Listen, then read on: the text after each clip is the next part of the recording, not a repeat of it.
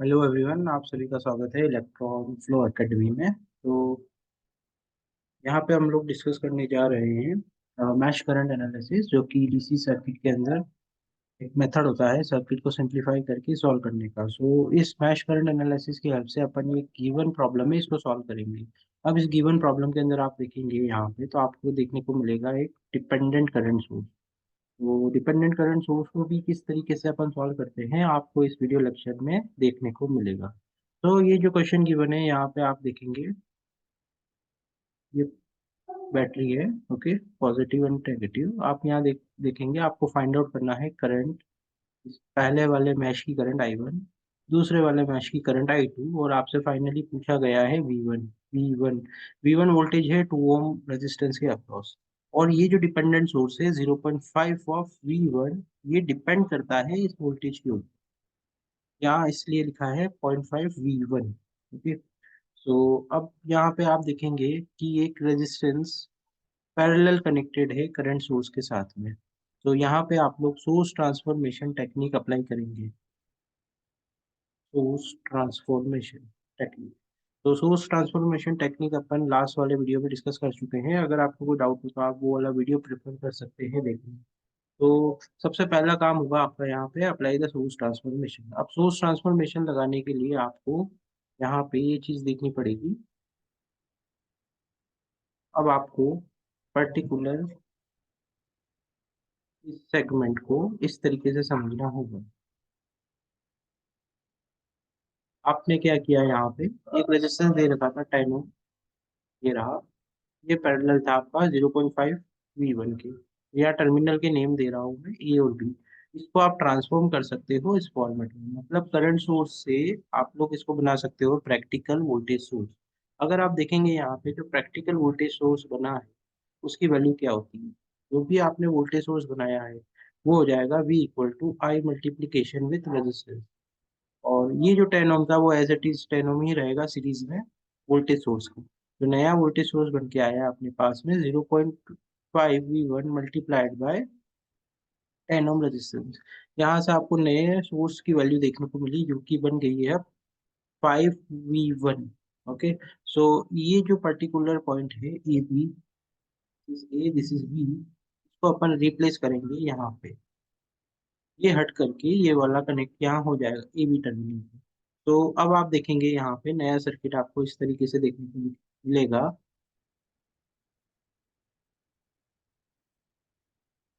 यहाँ पे आप लोगों ने ए और बी को रिप्लेस कर दिया है।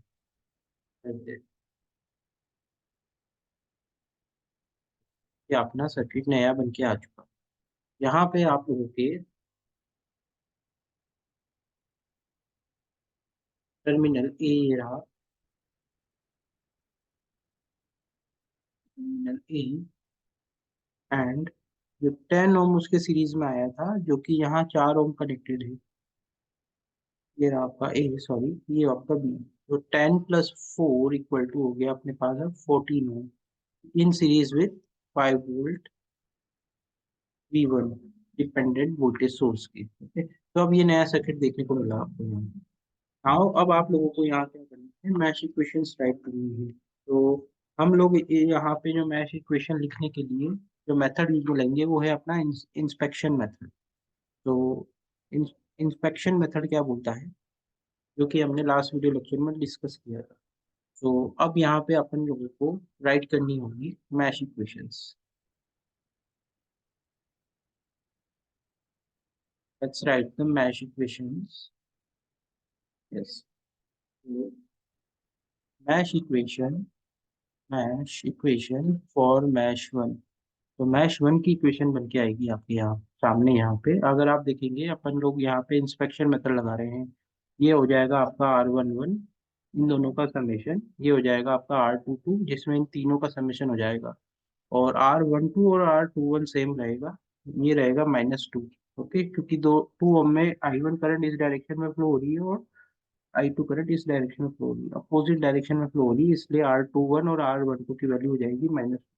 तो let's write the equation. Equation आपको देखने को मिलेगी इस तरीके से।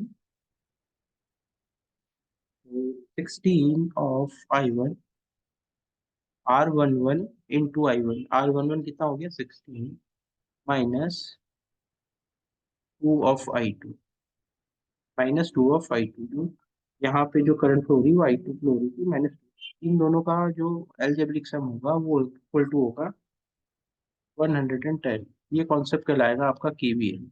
मैश इक्वेशन लिखने के लिए अपन ने केवीएल यूज किया, ये अपनी हो गई इक्वेशन नंबर 1।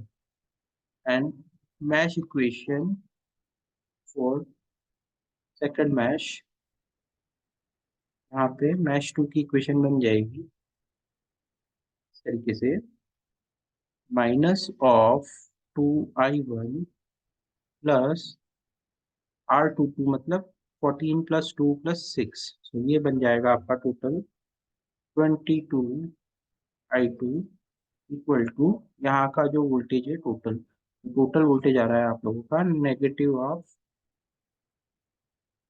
-5V1। अब यहाँ पे नेगेटिव इसलिए लिया है अपन लोगों ने क्योंकि यहाँ जो करंट I2 फ्लो हो रही है वो इस सोर्स में इस डायरेक्शन में फ्लो, बट अपनी पोलैरिटी जो है सोर्स की ये गिवन है, तो अपन करंट की डायरेक्शन जो आपने एज्यूम की है वो की है पॉजिटिव से एंटर हो रही है, नेगेटिव से बाहर आ रही है, इसलिए यहाँ पे माइनस साइन अपन ने लिया।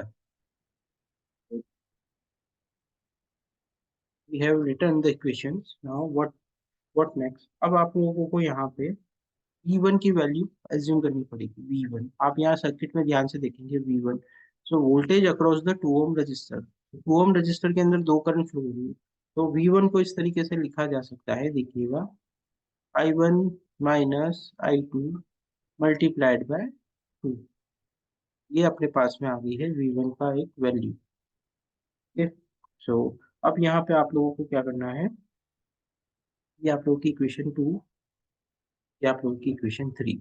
अब यहाँ से V1 की वैल्यू उठा करके आप लोगों को रखनी है, यहाँ रखने के बाद आप लोगों को नई इक्वेशन देखने को मिलेगी, वो बन जाएगी -2I1 plus 22 of I2 equal to -5I1 minus I2 multiplied by 2। ठीक, सो यहाँ से अपने को ये करंट, ये इक्वेशन देखने को मिली। अब आप इसको फर्दर सॉल्व करेंगे तो एक I1 और I2 में रिलेशन देखने को मिलेगा।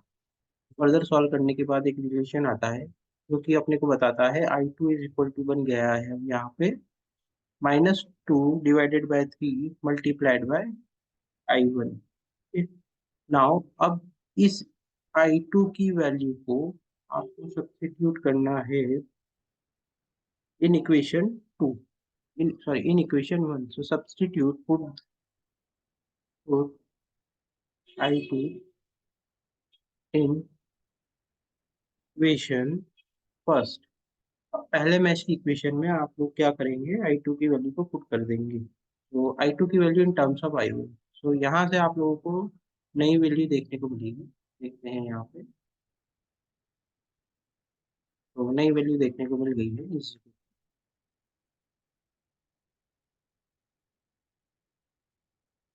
यहाँ पे अपन रीराइट करते हैं equation, 16 of I1 plus 4/3 I2 I1 equal to 110।